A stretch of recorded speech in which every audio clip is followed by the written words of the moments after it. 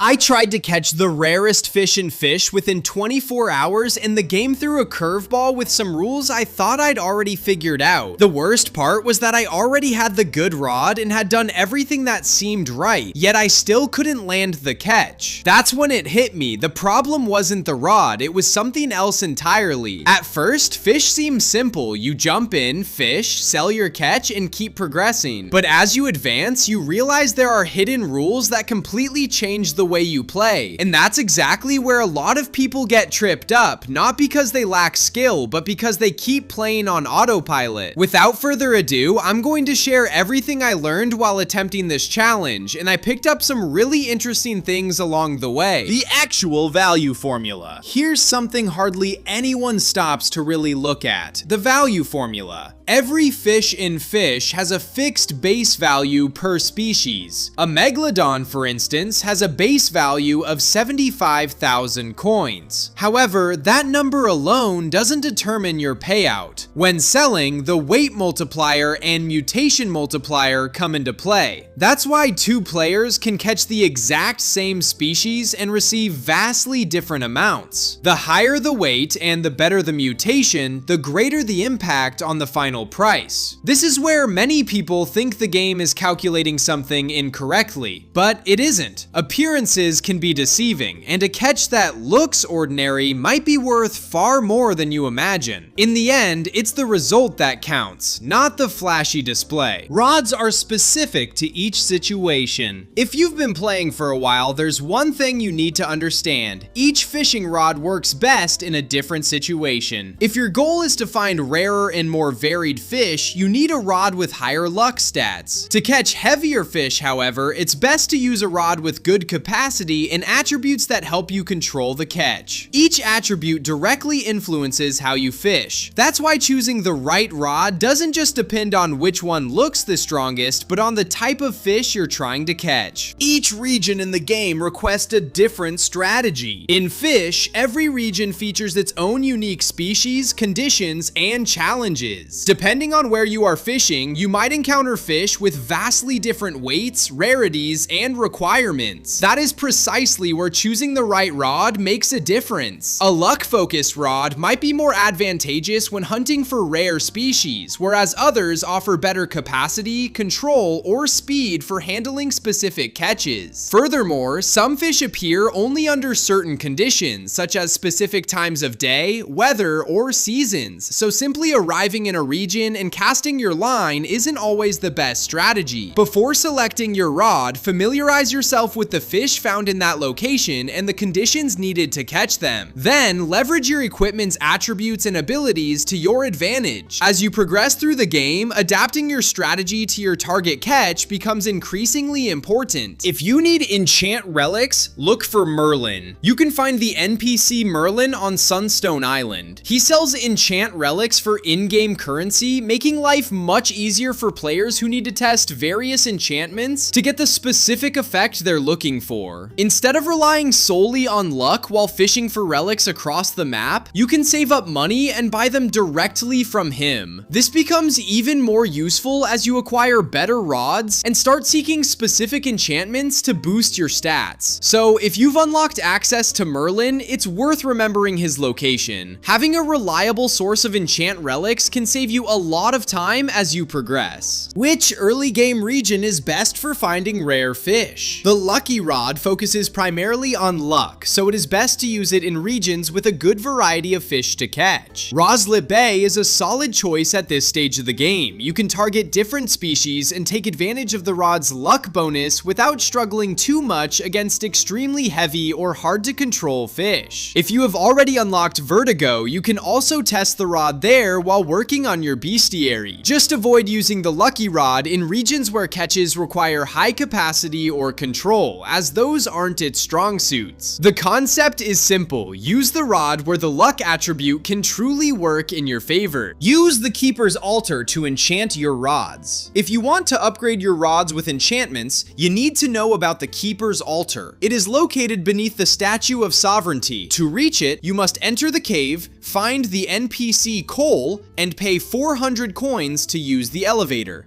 Once you reach the altar, wait until nightfall, equip the rod you want to upgrade, and hold an enchant relic in your hand. When you interact with the altar, the relic will be consumed, and your rod will receive a random enchantment. Just double check which rod is equipped before using the relic, as re-enchanting might overwrite the effect you already have. If you are looking for a specific enchantment, you may need to repeat the process a few times until you get the bonus you want. Don't ignore weather changes. In Fish, the weather does more than just change the map's appearance. Some species have specific spawning conditions, and certain fish become available or easier to find during specific weather events. So, if it starts raining, gets foggy, or a storm or other event begins while you're playing, check to see if there are any important fish that rely on those conditions.